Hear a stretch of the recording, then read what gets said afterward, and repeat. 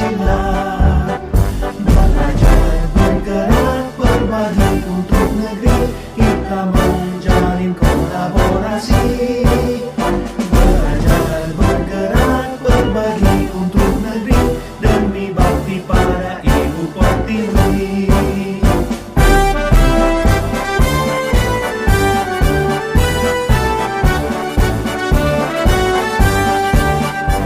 Buatkan tekad, kuatkan hati, negeri ini memanggilmu kawan.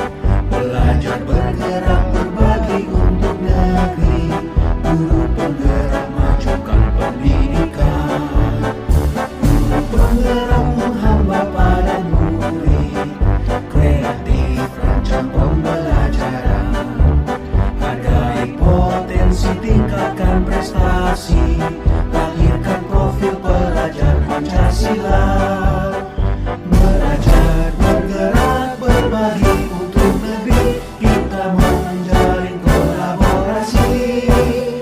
Belajar bergerak berbagi untuk negeri, demi bakti pada Ibu Pertiwi. Belajar bergerak berbagi untuk negeri, kita menjalin kolaborasi. Oleh pemateri Ibu Nur Kamalaya SPD.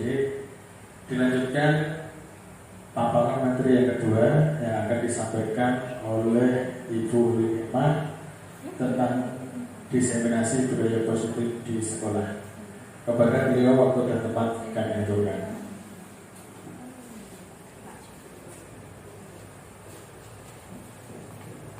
Assalamualaikum warahmatullahi wabarakatuh. Yang terhormat Bapak Sudiarto SPD MPD selaku Kepala Sekolah SD Negeri Pucak Wangi 2. Yang saya hormati seluruh Bapak Ibu Guru SD Negeri Pucak Wangi 2. Pertama-tama marilah kita panjatkan puji syukur kehadirat Allah Subhanahu wa Ta'ala atas limpahan rahmat dan hidayahnya, sehingga pada siang hari ini kita bisa melaksanakan acara yang akan saya paparkan, diseminasi budaya positif di sekolah. Sebelumnya saya ucapkan terima kasih sekali kepada Bapak Ibu Guru karena sudah berkenan meluangkan waktu untuk mengikuti atau menyaksikan paparan materi dalam rangka pemenuhan tugas saya sebagai calon guru penggerak angkatan 7 Kabupaten Pati. Semoga nanti selama pelaksanaan pendidikan program guru penggerak ini, saya dan rekan saya Bu Nur Komariati diberikan kelancaran, kemudahan hingga akhir nanti. Amin. Baik, langsung saja Bapak Ibu, pada siang hari ini saya akan menyampaikan tugas sebagai pemenuhan tugas dari program guru penggerak, terutama modul 1.4, yaitu tentang budaya positif. Baik, pada kesempatan kali ini diseminasi budaya positif di sekolah akan saya sampaikan. Ya, sebelumnya selamat datang para guru, Bapak Ibu guru hebat, dan terima kasih saya ucapkan kembali atas waktunya, karena sudah berkenan meluangkan waktunya. Ya, baik Bapak Ibu. Pada siang hari ini konsep utama modul budaya positif yang telah saya pelajari dan ini saya diseminasikan kepada Bapak Ibu semua. Yang pertama yaitu perubahan paradigma belajar. Yang kedua, disiplin positif. Yang ketiga, kebutuhan dasar manusia. Yang keempat, motivasi perilaku manusia. Yang kelima, posisi kontrol restitusi. Yang keenam, keyakinan kelas. Dan yang terakhir yaitu segitiga restitusi. Baik, yang pertama mengenai pembelajaran dengan paradigma baru. Seperti yang kita ketahui bahwa setiap saat tentunya pembelajaran di negara kita ini mempunyai tujuan atau selalu ingin mengadakan pembelajaran dengan paradigma baru. yang dirancang sebagai prinsip pembelajaran yang terdiferensiasi sehingga setiap siswa belajar sesuai dengan kebutuhan dasar dari tahap perkembangan untuk mewujudkan profil pelajar Pancasila. Ya, baik Bapak Ibu, mengenai profil pelajar Pancasila sendiri tentunya kita sebagai guru di pembelajaran baru ini terutama mengarah kepada profil pelajar Pancasila. Sudah semua Bapak Ibu? Sudah? Minta tolong coba Bapak Ibu berdiri sebentar semuanya. Monggo Bapak Ibu silakan berdiri. Ya, untuk profil pelajar Pancasila sendiri biasanya saya pribadi Pak Bu, biasanya lebih hafal jika diucapkan dengan bernyanyi. Jadi mari kita bersama-sama menyanyikan lagu profil pelajar Pancasila. Siap Bapak Ibu? Ya, mulai ya. 1, 2, 3. Pelajar Pancasila beriman dan bertakwa pada Tuhan yang Esa dan berakhlak mulia, berkebinekaan global, gotong royong mandiri, kreatif dan bernalar kritis. Terima kasih Bapak Ibu. Karena tanpa kita sadari kita juga akan lebih bisa menghafal jika dalam atau bentuk lagu. Kemudian mengenai disiplin positif yang berikutnya, yaitu dalam budaya kita, disiplin dimaknai sebagai sesuatu yang dilakukan seseorang pada orang lain untuk mendapatkan kepatuhan, sehingga disiplin menjadi identik dengan ketidaknyamanan. Seperti kita lihat pada murid-murid kita, bahwa jika mendengar kata disiplin, yang menjadi kasar mereka adalah kita bagaimana? Killer, ketat, akhirnya menakutkan bagi mereka semua. Kemudian sebagai pendidik, tujuan kita adalah menciptakan anak-anak yang memiliki disiplin diri, sehingga mereka bisa berperilaku dengan mengacu pada nilai-nilai kebajikan universal dan memiliki motivasi intrinsik, bukan ekstrinsik. Jadi sesuatu bisa dilakukan dengan sepenuh hati jika didasari dengan motivasi intrinsik, bukan ekstrinsik. Bukan begitu Bapak Ibu? Ya. Jadi ketika kita memiliki motivasi intrinsik, tentunya kita akan berusaha untuk bagaimana? Untuk benar-benar mematuhi apa yang sudah kita sepakati. Kemudian, disiplin positif merupakan salah satu cara penerapan disiplin yang bertujuan untuk menumbuhkan kesadaran serta memberdayakan anak untuk melakukan sesuatu tanpa ancaman atau hukuman. Ya, untuk paparan berikutnya yaitu tentang kebutuhan dasar manusia.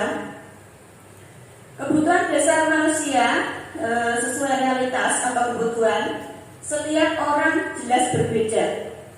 Kita harus berusaha memahami pandangan orang lain tentang dunia. Setiap orang memiliki gambaran yang berbeda. Adapun kebutuhan dasar manusia yaitu yang pertama ialah tentang bertahan hidup. Yang kedua, kasih sayang dan rasa diterima. Yang ketiga, penguasaan. Yang keempat, kebebasan. Dan yang terakhir ialah kesenangan. Ya, jadi kita sebagai guru tentunya kita harus bisa memahami akan kebutuhan dasar anak didik kita. Yang pertama, bertahan hidup.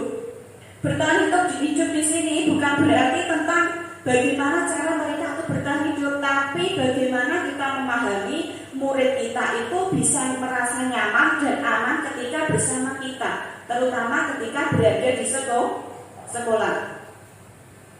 Kemudian yang kedua, kasih sayang dan rasa diterima. setiap anak tentunya itu memiliki perasaan yang berbeda. Ada anak yang sepertinya ketika di rumah kurang perhatian dari orang tua, maka nanti di sekolah dia akan berusaha mencari perhatian ke bapak ibu gurunya. Kemudian yang ketiga, penguasaan. Jadi setiap anak itu biasanya ada yang mempunyai perasaan ingin berkuasa terhadap kelompoknya, entah itu kelompok kecilnya ataupun kelompok di dalam suatu kelas. Kemudian yang keempat ialah kebebasan. Ya, kalau sesuai dengan modul sebelumnya yang pernah saya pelajari di program guru penggerak ini, sempat dijelaskan mengenai tentang kebebasan anak. Kemudian kesenangan anak terutama dalam hal mengikuti pelajaran.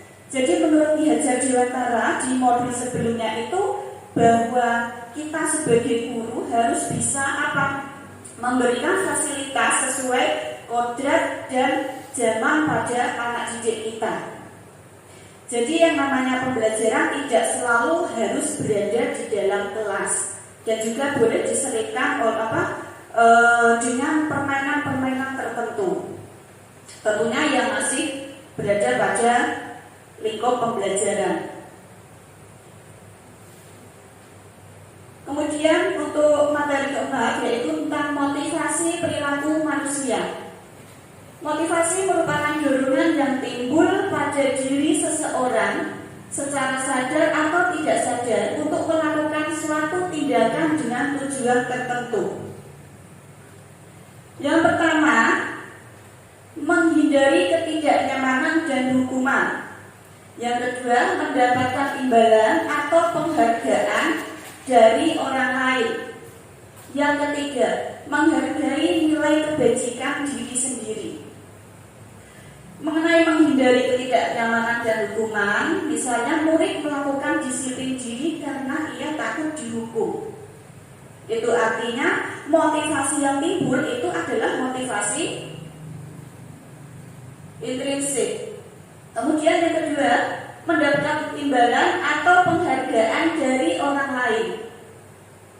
Murid melakukan disiplin diri karena ia ingin mendapatkan imbalan. Yang ketiga, menghargai nilai-nilai kebajikan diri sendiri. Murid melakukan disiplin diri karena sadar akan nilai kebajikan dirinya. Dan ini termasuk motivasi intrinsik. Baik Bapak Ibu, untuk motivasi intrinsik dan ekstrinsik tadi sudah dijelaskan bahwa kedua motivasi itu akan menjadi lebih baik atau bisa terpenuhi sesuai disiplin atau budaya positif jika motivasi yang timbul berupa motivasi intrinsik. Kemudian berikut contoh konsep disiplin dengan identitas gagal. Yang pertama yaitu berupa hukuman dan penghargaan atau yang sering kita reward atau punishment. Hukuman sendiri itu bagaimana? Yang pertama yang namanya hukuman tentunya itu akan bersifat menyakitkan. Yang kedua, siswa menjadi tidak nyaman. Yang ketiga, murid menjadi takut. Kemudian murid menyembunyikan kesalahan sehingga nanti akan berdampak lebih fatal lagi. Karena apa? Dia akan kehilangan rasa kejujurannya, terutama kepada bapak ibu gurunya. Yang terakhir yaitu murid menjadi rendah diri. Murid tidak akan menjadi anak yang percaya diri. Dia akan menjadi minder. Kemudian untuk penghargaan atau kita kenal dengan reward, yang pertama tidak efektif. Jadi Bapak Ibu, yang selama ini kita membayangkan atau mengenal bahwa suatu reward itu sangat bagus untuk anak didik kita, ternyata itu kurang tepat. Setelah saya mempelajari budaya positif di program pendidikan guru penggerak ini, ternyata yang berupa reward dan punishment itu kurang tepat untuk anak didik kita. Alasannya yaitu tidak efektif, merusak hubungan atau sifat iri. Jadi nanti ketika ada siswa yang diberikan satu diberikan reward, tentunya siswa lain nanti akan muncul atau menimbulkan sifat iri. Dan itu pun akan menjadi budaya positif yang hanya bersifat sementara, tidak bisa selamanya atau jangka panjang. Yang ketiga, mematikan kreativitas. Yang keempat, menghukum dengan sistem ranking. Ya, mengenai menghukum dengan sistem ranking ini saya rasa untuk kurikulum yang saat ini sudah sesuai dengan yang dimaksud ini. Karena apa? Ranking sudah tidak dicampurkan pada rapot penilaian hasil akhir siswa. Kemudian yang terakhir, merampas hak menghargai dirinya. Selanjutnya, Bapak Ibu, konsep disiplin dengan identitas sukses. Kita mengenal dengan istilah konsekuensi dan restitusi. Adapun konsekuensi sendiri itu penguatannya jangka pendek. Ya. Konsekuensi ini memang kalau kita perhatikan lebih baik daripada hukuman. Namun ternyata ini masih sama, penguatannya hanya berjangka pendek. Yang kedua, perlu monitoring berkelanjutan. Yang ketiga, adanya stimulus dan respon. Yang keempat, murid menghormati peraturan, namun hanya bersifat jangka pendek. Yang terakhir, kehilangan waktu untuk merenungi kesalahan. Jadi dia beranggapan jika melakukan suatu kesalahan dan sudah ditebus dengan sebuah konsekuensi, dia merasa itu sudah cukup. Padahal seharusnya itu nanti ketika mengarah ke jangka panjang, seharusnya bisa memperbaiki diri untuk kedepannya. Kemudian restitusi. Murid bertanggung jawab untuk perilakunya, fokus pada pemecahan masalah jangka panjang. Yang ketiga, murid menghormati dirinya dan orang lain. Yang keempat, teori kontrol dirinya memegang kontrol. Murid bersemangat memperbaiki kesalahannya. Jadi untuk restitusi sendiri ini merupakan urutan yang paling baik menurut teori ini. Karena apa? Yang pertama tadi hukuman itu kurang bersifat jangka kurang panjang, atau jangka adalah hanya jangka pendek. Begitu juga dengan konsekuensi, berbeda dengan restitusi. Kemudian konsep disiplin pendekatan restitusi yaitu sebuah cara menanamkan disiplin positif pada murid. Adapun pengertiannya sendiri yaitu restitusi adalah proses menciptakan kondisi bagi murid untuk memperbaiki kesalahan mereka, sehingga mereka bisa kembali pada kelompok mereka dengan karakter yang lebih kuat. Itu merupakan menurut Gosen 2004. Kemudian untuk ciri-ciri restitusi sendiri yaitu yang pertama, bukan menebus kesalahan, namun belajar dari kesalahan. Kalau kita perhatikan tadi sebelumnya untuk konsekuensi itu bersifat menebus kesalahan. Tapi kalau restitusi sendiri ini bersifat apa? Belajar dari kesalahan. Yang kedua, memperbaiki hubungan. Yang ketiga, tawaran, bukan paksaan. Jadi untuk restitusi sendiri ini bukan merupakan paksaan dari kita sebagai guru, tetapi merupakan apa?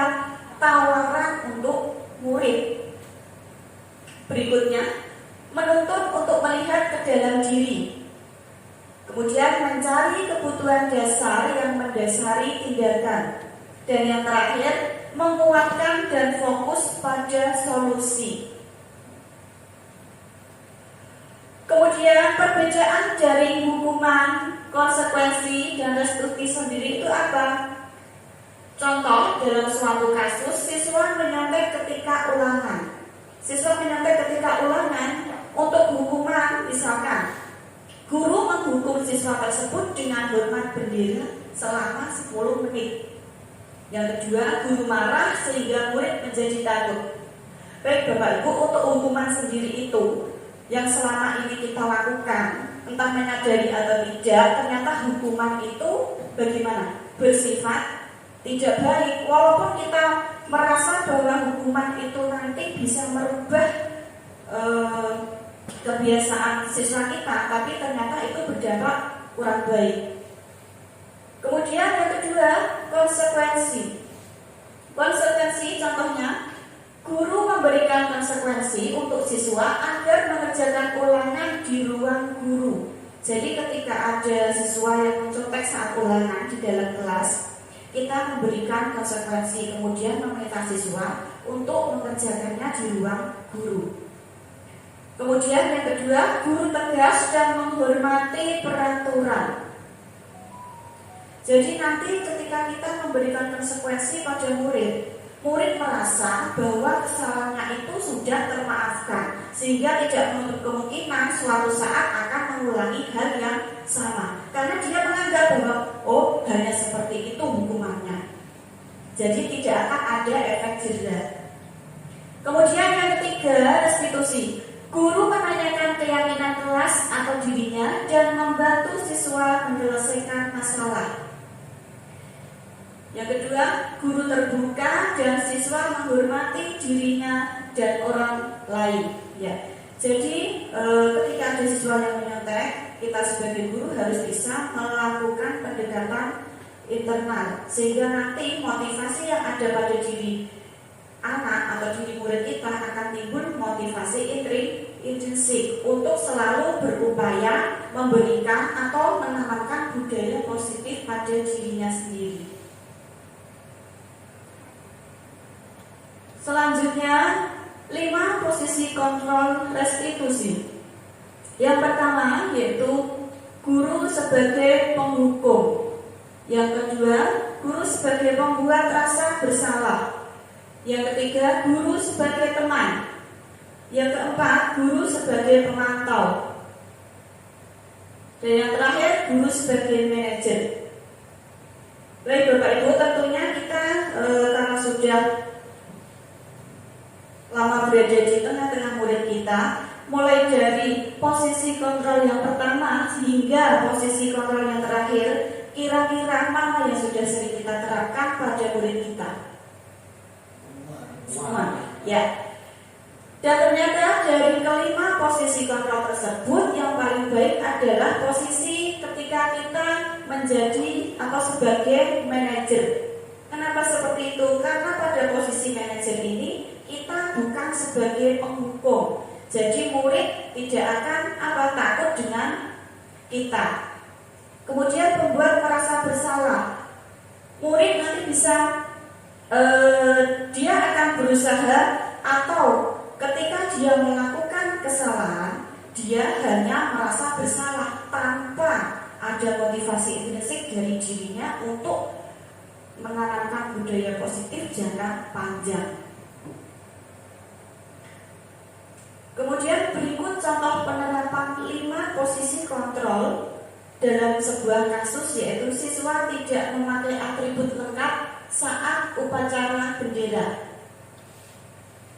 Yang pertama, ketika sebagai penghukum, contohnya patuhi aturan sekolah, lalu berdiri di depan barisan. Ya, itu memang bersifat tegas kesannya, tapi ternyata hanya berjangka pendek untuk siswa. Kemudian yang kedua, pembuat rasa bersalah. Berapa kali bu guru harus memberitahu kamu, bu guru kecewa sama kamu. Jadi kesannya kita sebagai guru hanya membuat atau mengeluarkan kalimat yang nantinya bisa membuat rasa bersalah pada siswa tersebut. Yang ketiga, teman. Ya, posisi ini, ayolah yang tertib, buat bu guru bangga. Kali ini tidak apa-apa kamu salah. Ya. Jika posisi ini diterapkan, siswa juga nanti akan bagaimana? Siswa akan menganggap bahwa nanti akan berujung menyepelekan gurunya. Kemudian posisi sebagai pemantau, kamu sudah melanggar, apa peraturan dan konsekuensinya? Yang kelima atau terakhir, apakah kamu tahu kesalahanmu? Kira-kira bagaimana kamu akan memperbaiki kesalahan itu? Jadi kita sebagai guru, ketika kita menerapkan posisi manajer, kita menawarkan kepada murid kita, bukan apa? Bukan bersifat menghukum atau mendoktrin mereka agar melakukan sesuatu sesuai keinginan kita. Kemudian keyakinan kelas. Keyakinan kelas adalah nilai kebajikan atau prinsip universal yang disepakati bersama secara universal terlepas dari perbedaan agama, suku, negara, dan bahasa. Kemudian menurut Gesell 1998, suatu keyakinan akan lebih memotivasi seseorang dari dalam atau intrinsik. Seseorang akan lebih bersemangat untuk menjalankan keyakinannya daripada hanya sekedar mengikuti peraturan. Ya, baik Bapak Ibu, mengapa disebut keyakinan kelas? Mengapa tidak peraturan kelas? Sebagai contoh, mengapa kita memiliki peraturan penggunaan helm saat mengendarai motor? Jadi seperti kita ketahui bahwa memakai helm ketika mengendarai motor itu adalah sebuah aturan. Tapi kita mengetahui, kita menyadari bahwa jika kita tidak memakai helm, maka nanti ketika terjadi sesuatu di jalan, apa yang terjadi? Tentu akan berakibat fatal. Oleh karena itu, mengapa disebut keyakinan? Karena keyakinan itu hadir atau datang pada motivasi intrinsik. Seperti contoh itu tadi penggunaan helm. Setelah kita menaati peraturan, itu juga kita berkeyakinan bahwa penggunaan helm atau pemakaian helm itu bisa menyelamatkan kita atau bisa mengantisipasi hal-hal buruk yang terjadi ketika di jalan.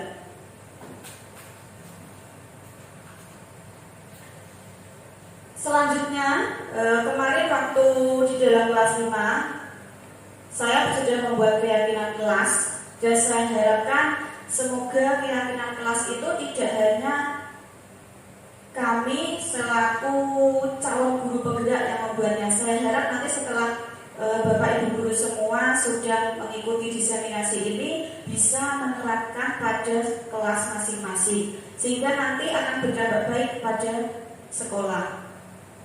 Yang pertama, keyakinan kelas bersifat lebih abstrak. Yang kedua, keyakinan kelas berupa pernyataan universal. Yang ketiga, pernyataan keyakinan kelas dibuat dalam bentuk positif. Yang keempat, keyakinan kelas hendaknya tidak terlalu banyak sehingga siswa mudah mengingat. Kemudian, keyakinan kelas sebaiknya sesuatu yang dapat diterapkan di lingkungan tersebut. Yang keenam, semua warga kelas ikut berkontribusi dalam pembuatan keyakinan kelas lewat kegiatan curah pendapat. Yang terakhir, bersedia meninjau kembali keyakinan kelas dari waktu ke waktu. Jadi kemarin langkah-langkah yang sudah saya lakukan ketika membuat keyakinan kelas di kelas 5 yaitu yang pertama, berdiskusi tentang peraturan. Yang kedua, merumuskan peraturan menjadi keyakinan, kemudian menempelkan keyakinan kelas.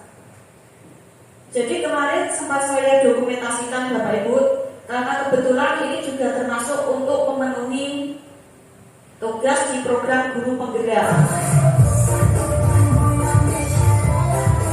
Ya cukup ya.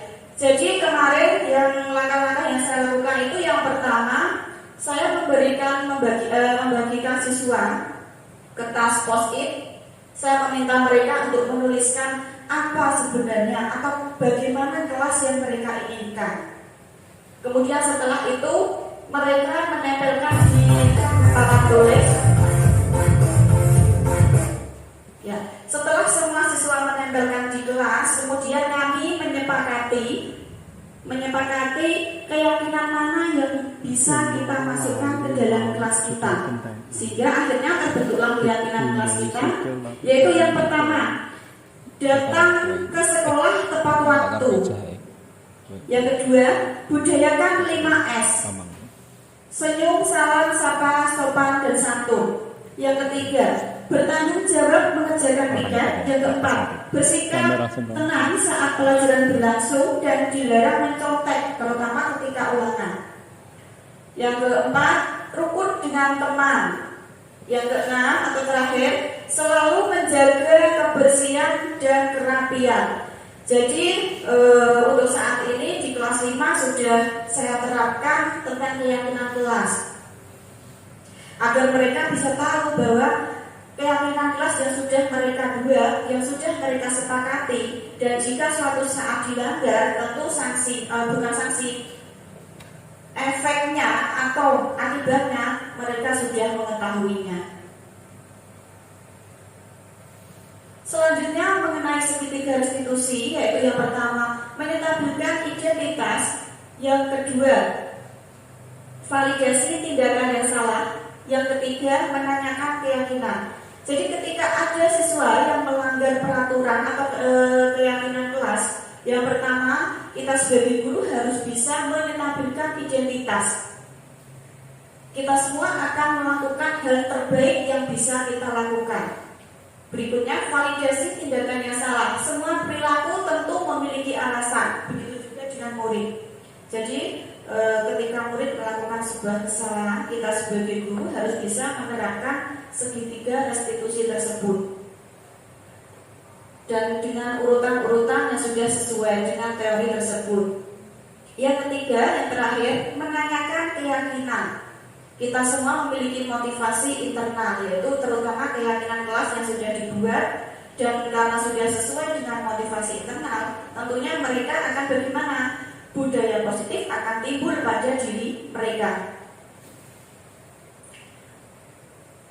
Kemudian pada modul sebelumnya, pada PGP ini juga kami sempat membuat tugas, yaitu contoh penerapan segitiga restitusi, dan kemarin saya menerapkan segitiga restitusi tersebut pada sebuah kasus, yaitu siswa menyontek saat ulangan.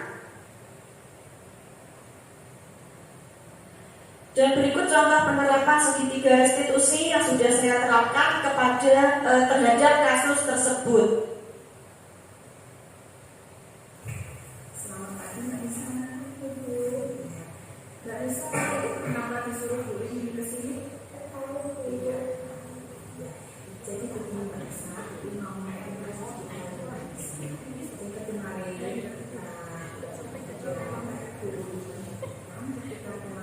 Acting Bapak Ibu. Mbak Nisa teringat oleh oleh apa yang Mbak Nisa lakukan? Mbak Nisa bisa apa itu? Mencontek. Sekarang ini Mbak Nisa, Bu bukan yang memaaf atau bagaimana. Semua orang pasti pernah melakukan yang namanya kesalahan. Ya Mbak saya termasuk juga Bu. Begitu juga dengan Mbak Nisa. Perbuatan Mbak Nisa yang kemarin itu mencoba kira-kira perbuatan apa dengan Mbak Nisa? Itu ada perbuatan yang tidak dilarang, apalagi sesuai keyakinan kelas kita yang kemarin sudah kita buat, yaitu dilarang. Terus kenapa coba Mbak Nisa melakukan hal tersebut? Padahal Mbak Nisa tahu itu adalah hal yang tidak benar. Coba jelaskan dulu bagaimana Mbak Nisa melakukan itu. Lupa belajar. Terus apa? Ngapain Mbak Nisa? Ketiduran. Sekarang dia boleh tidak mau mencari siapa yang salah atau apa. Tapi yang jelas Mbak Nisa sudah tahu kalau itu adalah perbuatan yang tidak baik. Dan itu sudah termasuk melanggar keyakinan kelas kita. Ya Mbak Nisa ya. Nah, makanya itu coba untuk memperbaiki kesalahan Mbak Nisa, kira-kira apa yang akan Mbak Nisa lakukan? Ya, yang pertama adalah menghindari mencontek. Tentunya Mbak Nisa bagaimana? Belajar. Terus bagaimana? Harus berusaha dulu.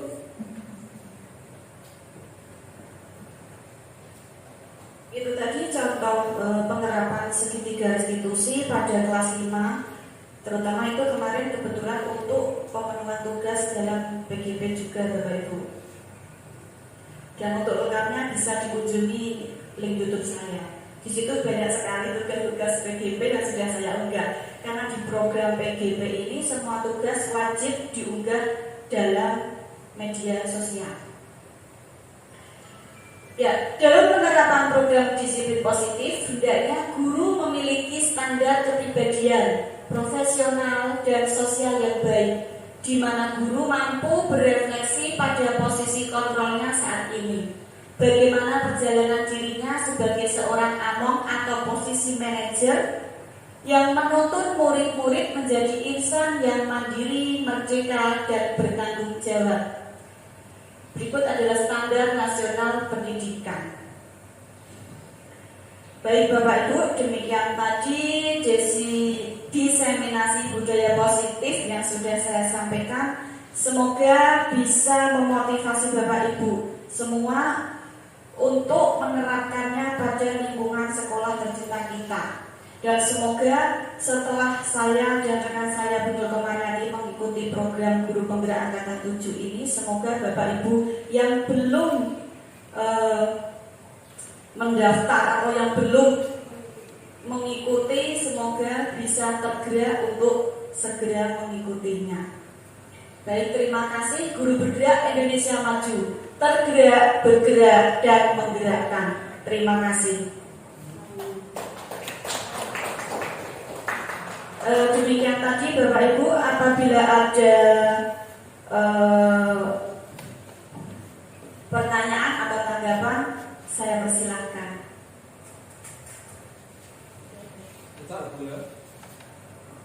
Monggo Pak. Setelah mengetahui konsep dari disiplin positif tadi, bagaimana untuk hadiah dan hukuman, reward dan punishment-nya? Ya, seperti yang sudah saya jelaskan tadi mengenai reward dan punishment, bahwa keduanya itu baik, tetapi masih kurang baik karena keduanya itu hanya bersifat jangka pendek, tidak bisa dijadikan atau menjadi jangka panjang. Dan pada budaya positif ini mengharuskan kita sebagai guru agar lebih menerapkan restitusi, bukan punishment, reward, hukuman atau apapun. Begitu Bapak Ibu. Bagaimana Pak, bisa diterima? Oke. Terima kasih Pak Karno. Satu lagi Mbak. Nah, ini terkait Ya Pak. terkait dengan hukuman dan ya. Jadi itu dengan program sekolah kita lebih akhir tahun bulan ada ya. Bulan kalau disesuaikan dengan pembahasan ini saya minta penjelasannya dari Pak. Apakah kira-kira program itu perlu dilanjutkan atau tidak? Ya, baik, terima kasih Pak atas pertanyaannya. Mengenai kebiasaan sekolah kita yang setiap di akhir tahun memberikan hadiah kepada murid kita, terutama untuk peringkat 1 sampai 3 ya Pak. Ya, menurut saya sebenarnya hal tersebut baik. Hanya saja ternyata setelah saya mendapatkan ilmu di PGP ini Pak, ternyata sebenarnya itu kurang baik. Sudah baik tetapi kurang baik. Karena apa? Nanti untuk siswa yang lain bisa menimbulkan tadi yang sudah saya jelaskan Pak, yaitu sifat iri dan rasa minder teman-temannya yang lain Pak. Walau tidak dapat kita pungkiri bahwa tujuan kita memberikan hadiah tersebut adalah sebagai motivasi untuk murid kita agar bisa seperti yang juara Pak. Jadi intinya pemberian hadiah itu baik, tapi kalau sesuai dengan teori di budaya positif PGP ini kurang begitu baik Pak. Begitu Pak. Terima kasih.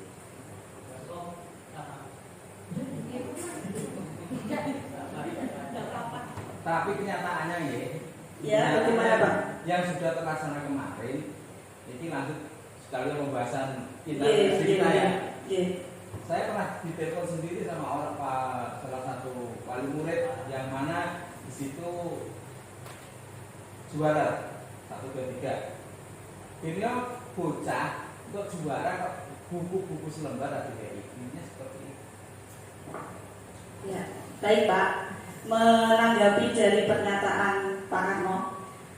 Jadi begini Pak, seperti yang saya katakan tadi, bahwa sebenarnya tujuan kita itu baik dengan pemberian reward atau hadiah berupa buku tersebut. Tapi menurut teori itu kurang baik. Dan tidak dapat kita pungkiri bahwa antara fakta dan realita memang kadang-kala bahkan sering bertentangan Pak. Jadi intinya semuanya ini kita kembalikan kepada Bapak Kepala Sekolah saja. Mau melanjutkan apa berhenti setelah mendapatkan materi budaya positif di sekolah ini. Begitu Pak. Dan bendahara, karena itu juga berkaitan atau berhubungan dengan ya dana. Bagaimana Pak? Sedikit menambahkan saja Bapak Ibu terkait dengan tadi positif yang sudah disampaikan bahwa dan juga pertanyaan dari pagi selaku kepala sekolah tentang bagaimana pendapat kita mengenai pemberian penghargaan kepada anak-anak yang berprestasi peringkat 1, 2, 3. Kalau dari yang sudah kita pelajari dalam modul budaya positif ini Bapak Ibu, ya memang benar ketika kita di kelas itu ketika siswa itu melanggar atau karena kita itu di sini mempelajari pembelajaran dengan paradigma baru Bapak Ibu. Memang kan kita terbiasanya karena sudah penerapan ini sudah kita lakukan selama bertahun-tahun sebelum adanya materi ini. Nah, hari ini kita belajar bersama tentang materi pembelajaran paradigma baru bahwa nantinya ketika Bapak Ibu memberikan punishment ketika siswa melakukan sebuah kesalahan, itu juga tidak ketika kita punishmentnya itu merupakan sebuah sebuah budaya, itu juga tidak baik. Dan juga ketika kita memberikan reward pada siswa itu terlalu sering, itu juga tidak baik juga Bapak Ibu. Maksudnya begini, ketika ada siswa itu mendapatkan nilai 100, kita itu ada guru yang memberikan misalkan stiker bintang. Jadi kalau di SD yang lain mungkin ada yang seperti itu, stiker bintang, stiker kata-kata yang bagus, mungkin super atau super sekali seperti itu. Nah, ketika itu menjadi budaya, maka hal itu seperti yang tadi disampaikan itu adalah hal yang kurang baik. Kenapa? Karena nanti motivasinya siswa belajar hanya untuk mendapatkan hal yang seperti itu. Misalkan mendapatkan stiker, anak-anak belajar hanya menginginkan stiker tersebut. Padahal harapannya kan siswa ada proses pembelajaran yang baik di situ. Nah, menurut saya ketika reward dan punishment itu kita lakukan secara istilahnya seimbang ya, tidak terlalu sering dan juga tidak terlalu maksudnya tidak menghilangkan ya. Kalau yang bentuk pembelajaran yang tadi ketika siswa yang pintar itu dikasih stiker atau bentuk penghargaan seperti itu, kita sepakat untuk hal itu memang kurang baik karena siswa nanti motivasi belajarnya hanya untuk mendapatkan seperti itu. Tapi ketika yang tadi disampaikan pagi, kita di sini harus sepakat bahwa hal itu juga memang dilakukan sebagai bentuk apresiasi sekolah pada siswa. Ketika itu kita laksanakan tidak sering, hanya mungkin secara insidental atau periodik saja, saya kira tidak masalah. Karena yang tidak diperbolehkan itu yang seperti reward itu pembelajaran ketika sehari-hari dikasih reward seperti itu, dikasih bintang, stiker ataupun apapun. Nah, karena itu nanti akan mempengaruhi mental dan juga motivasi siswa. Tapi kalau yang tadi disampaikan pagi, saya rasa tidak masalah karena hal itu kita lakukan secara insidental, tidak terlalu sering, dan juga bentuk motivasi dan juga perhatian kita kepada siswa yang berprestasi. Dan juga masalah kita ketika tadi kita harus juga harus kita pikir bersama ketika kita harus merestitusi seorang aska juga. Ketika kita aska itu maka kita yang selaku guru di SD Cabang 02 dengan adanya penyampaian materi ini akan kita coba praktekkan besok mungkin ataupun kapan itu dengan aska yang memang bermasalah. Jadi semoga nanti dia guling sama Bu Kong nanti dibantu dengan kita semuanya, coba kita akan mengatasi masalah tersebut. Terima kasih itu dari saya, Bapak Ibu semuanya. Jadi saya kembalikan kepada Bu Lin. Tutup dok. Ya, baik, terima kasih Bapak Ibu atas partisipasinya. Dan untuk pelaksanaan diseminasi budaya positif di sekolah pada siang hari ini Ya, tutup. ya. Terima kasih. Akhir kata, wabillahi taufiq wal hidayah. Wassalamualaikum warahmatullahi wabarakatuh. Alhamdulillah.